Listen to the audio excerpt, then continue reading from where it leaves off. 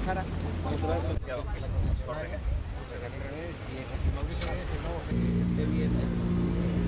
gracias. De hecho, ni que el concreto ya colado no es suficiente, pero el concreto de para que tiene unos 10 minutos que se lleve.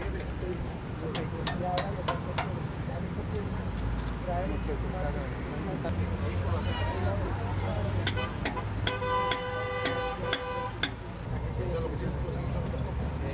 la pieza especial corta.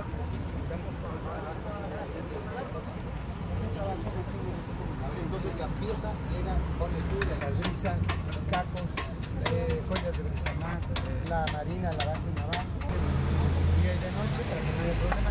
Y con la ayuda que usted nos mandó de la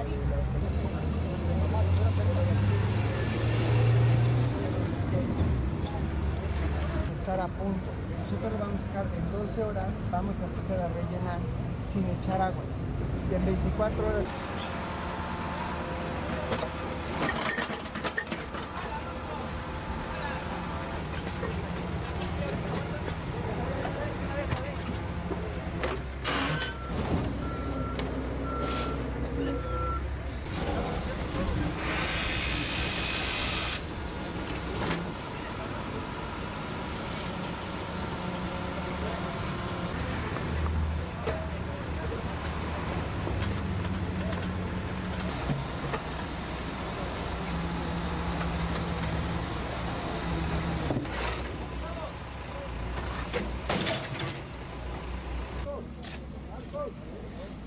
¡A la derecha, Marcos!